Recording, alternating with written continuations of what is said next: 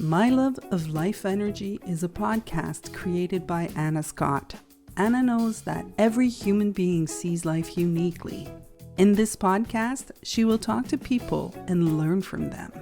These conversations are to shine the brilliance of each human being she speaks to. Join her. After each exploration, you will expand on your insights and see truth and beauty. Good morning and good afternoon, and welcome to my podcast, My Love of Life Energy. And today I have Molly Lynch on the call with me today again. Molly and I are doing a special series about our company, Exquisite Being and the Gene Keys. And today we explore the gene keys and how they're useful in very difficult times. And currently in my life, I am going through a very difficult time. My daughter had double jaw surgery. That was the hardest thing I went through in her recovery.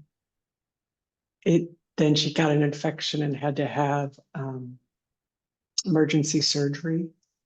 And now we're going to see an infectious disease specialist because her body is creating fungus. And Molly is about to explain to me the power of prayer. Good morning. So I'll back up a little bit and just share that in my experience of being a religious scientist, science of mind person, some people might know that. There's something that I practice called affirmative prayer, but I kind of have done my own spin on it. So Anna and I were talking about what is prayer? What is that act of prayer? What is the intention or the desire to connect to something that feels like support or help is on the way?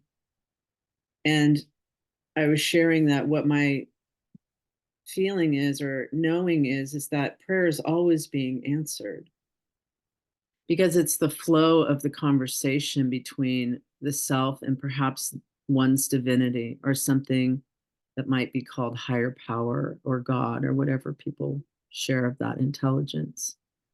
So Anna had asked me if I would teach her how to pray. And so the next question before we pressed record was, well, you know what it is and what is it for you? Go in and find out. And that's where we were. So Anna, you went inward, and what did you see? What did you receive?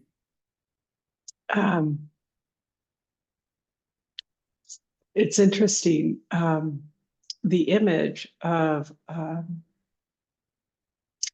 crown of thorns, and then the devil's rod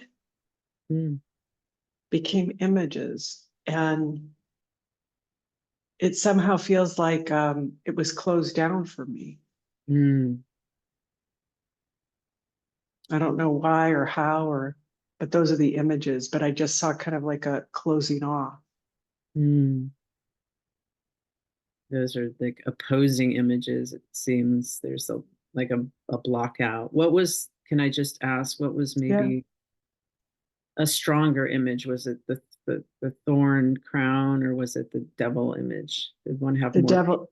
Yeah. The devil image. Yeah. And what did that what did that feel like?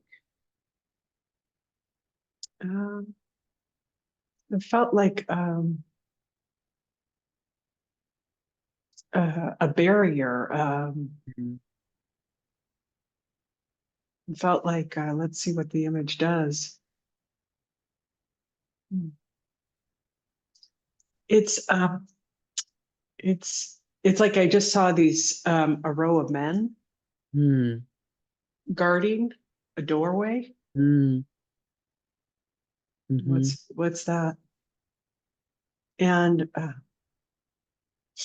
this is what I know is if I once I saw that image and I went like, well, what was next? There was this doorway, and it was to the universe. The doorway to the universe.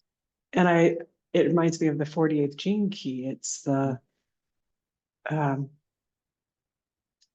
it's into the infinite unknown, into the universal intelligence. Yeah. And in my experience of prayer in that quietness, then I can hear my heart. I can hear that place that the door has cracked open, and I can trust that space. So settling in. So in affirmative prayer, there would be an acknowledgement that there's the universe there. The whole universe is present, whatever anybody wants to call it. And then we acknowledge too that, and this isn't the only way to do it, but then we acknowledge that we are connected to that experience, that we are the I am that I am. So the invitation is to open the heart.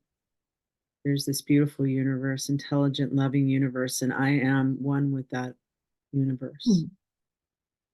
And it kind of sets me and my heart right in the center, the groundedness and sort of this trust. It's like I plug into, oh, here's where my point of consciousness is.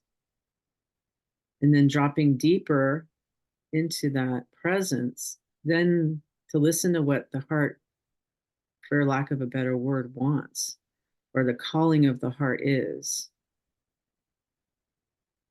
So that could be, what am I praying for? What am I open to receiving? And then you drop that into the consciousness.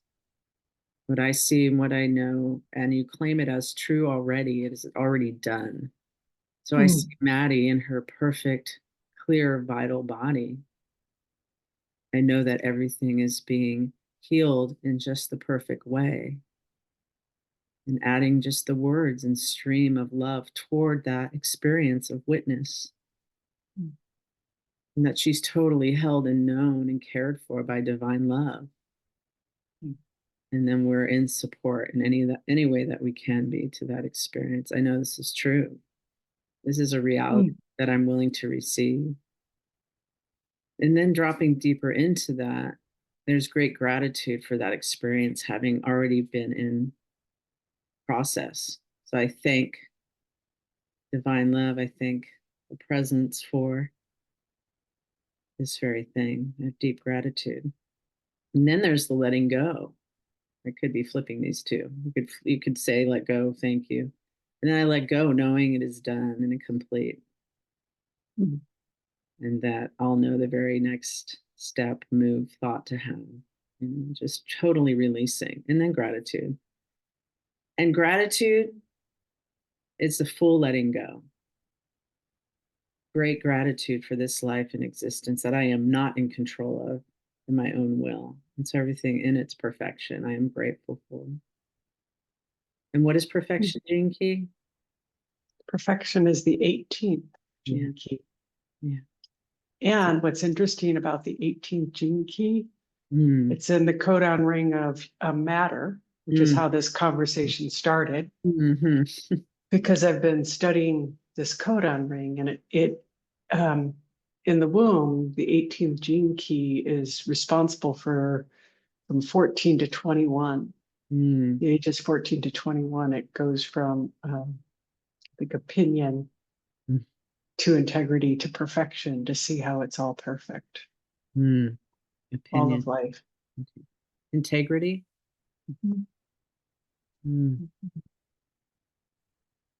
Right. So that's really what you just shared, is about lining up. It's like we have an opinion about how it should go or be, or right. I mean, maybe. And then what is do you have an opinion about how it should go? And how it's going, whether I like it or not? No. Yeah, I have a big opinion about it. And what do you do with your opinion? Or what's that experience for you inside? What does it feel like? It's hell. My opinion makes my life hell. And it shuts me down and disconnects me from the universe. Because so I'm not allowing life. So it's your wall of men before the door. Yeah. And what's integrity? What's the gift And like, how is that the gift of opinion? I don't know. That's a great question. I know perfection, integrity. Mm.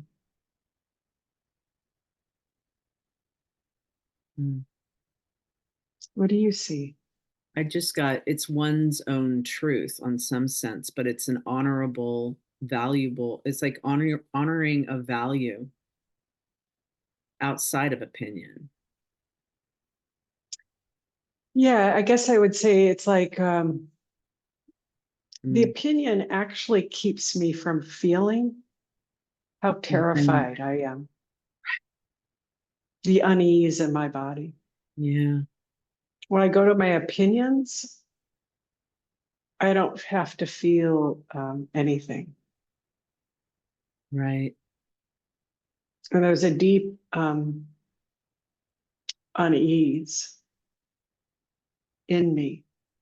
And supposedly, per the gene keys, the 25th gene key, which is all about allow, accept, and allow, accept, and universal love, I think it Mm. is, Right. that we were born with an unease. Yes. It's in our DNA. The restlessness. The constriction. Right. Opinion also blinds the eye. That's how I see it. It makes me not able to see anything besides what I think is true or right. Yeah. So it's a Mhm. righteous stance to not see other possibilities. Right. So, like you said, constriction. And Yeah. and working, just in the last few weeks, just really being super present, what I feel super present with the heart. It's like that the close, just if I just make it a physical feeling, like the opening or closing of the heart, the expression outward and curious or inward and folded in with no attention otherwise to the except to the fear. Yeah. Mm. I've been really Mm. these gene keys have been a salve for me during this time. Mm. And one of them, this codon ring of matter, the 51st gene key is about unease to intuition to clarity. Right. Mm. And that intelligence is in our DNA and it's given to us at inception. But we have this unease, but we also have intuition. And Mm. I could feel it in Maddie's this journey that one day I could tell you where I was and I called it. I just have this intuitive hip. We're done. We're going to ER. Mm-hmm. Yeah. And thank God we did. Mm-hmm. So, and like what you were sharing yesterday, that the fear is an external field of experience and Mhm. intuition is in the body. The fear is not in the body. The intuition is. So when you plugged into the intuition, the fear can dissipate or does dissipate on some level. Yeah. What I mean, I read this, but I haven't experienced myself um, free of it yet. But what Richard Rudd talks about in this 51st gene key that was so liberating is the more at the beginning of humanity, Mm. when we were in like a gas form, like this is the mythology of it. Mm. Mm. We just listened to the wind. We trusted our instincts, but then the mind has come in and has moved us away from those instincts Mm. of the body. Mm-hmm. Mm-hmm. And the mind has looked external to feel safe and has become afraid and looked externally. And it's like this electromagnetic field of fear. But with intuition, we go through it and break into the quantum world, to the universe that you spoke about, the Mm-hmm. oneness that we are. Mhm. Mm. And the more I trust my intuition, which is before the intellect, Mhm. I have a greater navigation through that field of fear. Mhm. Right. Where do you feel that in your body, your intuition? Hmm. You know, it's interesting. I'm very interested in understanding my intuition. Mm. It's a knowing, it's like the whole body. Right. Oh, I love that. It's And just I have a complete knowing.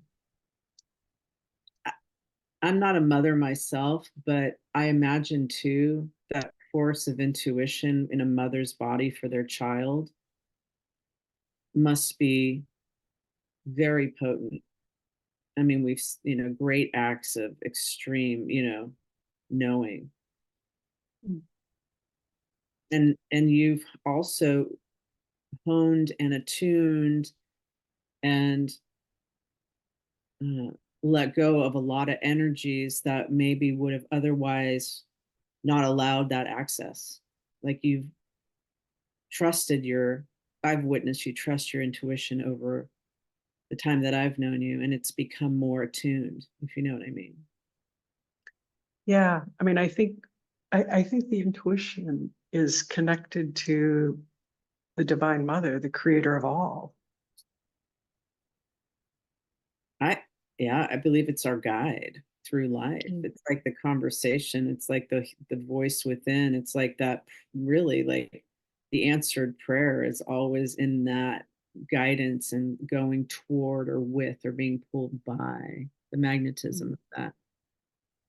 It's the relationship with the beloved, as the Sufis would say. It's like the guiding force of love Mm.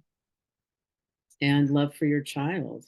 I mean, that's beyond, And Mm. so, what, in Mm. some, well, the universe, intelligence, God as parent, as paternal, as maternal, and like you said, divine mother as mother guiding through her, let's say, if I'm gendering intuition. Yeah. But I can feel, like whereas we're talking now, Yeah. I can feel the love starting to come back in. Mm. You know, it's just like what we began the conversation. I don't understand what's happening with my daughter. I don't, and I don't like it. That's my opinion of it, but it is happening. Yeah. And there's times I get so gripped by this in a way that it's horrific. Mm. And then there's times I just let go and I have to trust and then trust my intuition. Mm. What can I do? Yeah. Yeah. And that's where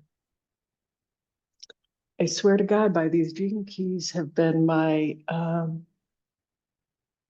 salve. I was telling you earlier in the middle of the night, I woke up gripped in fear, Mm. just, and then I remembered the ring of light, Mm. that our bodies are receptors of light. Mm. And it's the perception that I have that allows the light to come in. And I just started imagining sending Maddie light and Mhm. love. Mhm. And that's the most useful thing I can do, because that truth is not in me, it's in her, it's in every human being. We're receptors of light. And this light will heal anything. That's exactly what prayer is, just sending that intentional sharing of our own loving light, substance, energy, changing matter, changing form, Mm. invisible to visible. And I just want to say, like, for you to access also the power of this, of the Gene Keys prophecy, I'll say transmission is a service to all. the being awake enough to see where that power is being channeled. And the other thing I really wanted to share about that was, do I remember what it was? No, apparently I don't. Great idea. Such a great thought. My God. Mm. Um, Oh God. what? Oh Molly, I just saw something. What? Oh my gosh. Because we were talking about matter and Yeah. that what creates matter is energy. Hmm. That's all of the universe. And matter being the atom, then the nucleus, electron, proton. But what creates that matter is energy. And the energy comes from the Big Bang, all of life. And I just saw how when I get really quiet, that's the prayer is I can direct, all of a sudden I can start using this energy to form a thought, Yeah. which is energy that can go into something. That's it. It's creative. But it's getting really still first, the quiet, the emptiness. The 24th gene key, stillness. Mm, Or no, that's silence, and it's the 52nd is stillness. I'm acting like I know. And you do. Oh, beautiful what you just shared. And I just got what I was going to say was the power of contemplation. That contemplation that you have in the middle of the night when you wake up and go, oh my gosh, I'm in terror right now. And how you use the medicine essentially of the transmission to create then, oh, you put all those things together in your contemplation. And where did it led you to sharing your love? Like this is the transmutation of this frequency in Yeah. the field. And that's what I'm choosing to do with my thought. That's powerful. Yeah. And it's remembering it. It's remembering. Thank you, Molly. Thank you, Anna. I hope whoever listens to this, that you hear something, that you know that you can be afraid and it's okay, Mm-hmm. that there's something larger outside that can guide you. You can use prayer to act something deeper, that love. And share. Mhm. Yeah.